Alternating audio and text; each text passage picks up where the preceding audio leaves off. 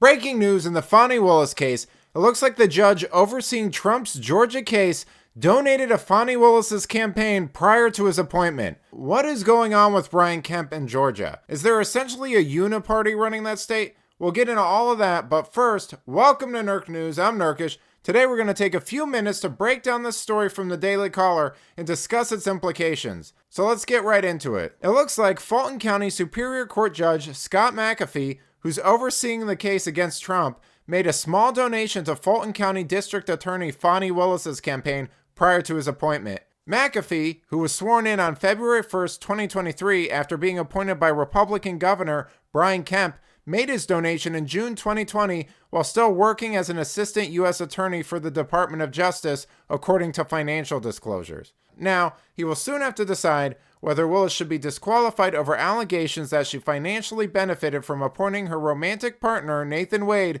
to work on the Trump case. Well, there you have it, appointed by Brian Kemp. There's a lot going on in Georgia that I just don't understand. I was surprised when it flipped blue for Biden in 2020, and I really don't know why Brian Kemp and the Republicans down there didn't know or didn't do anything about Fani Willis all this time. I'm still not sure whether it's ignorance or if they're all on the same page and there's just a uniparty running that state. Either way, this could be bad news for Trump. I mean, this is a guy who once worked under Fani Willis, and now we're finding out that he made donations to her campaigns that he didn't disclose.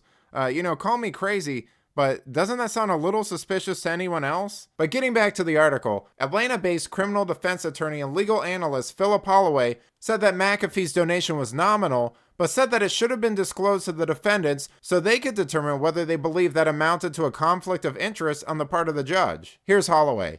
The donation itself is more or less a token amount that was made prior to his becoming a judge, he said, but failure to disclose to the defendants a political donation to the prosecutor can be seen as a present appearance of conflict of interest.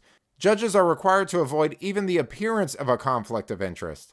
Yeah, you think? I mean, this whole thing's like an onion of corruption. I don't know what's going on down there. The article goes on to say that McAfee donated to Kemp's campaign in 2018, and his wife donated to Willis's campaigns in 2018 and 2020. It just keeps getting worse. Now, the Georgia Code of Judicial Conduct states that judges should avoid both impropriety and the appearance of impropriety in their professional and personal lives. That sounds pretty clear-cut to me. I don't really know how you could disagree, but here's an Atlanta-based criminal defense attorney who disagrees, saying that donations shouldn't be disclosed because it's a routine part of how attorneys and judges interact with each other. Which, who knows what that means, but the district attorney's office and Superior Court of Fulton County didn't respond, and neither did McAfee.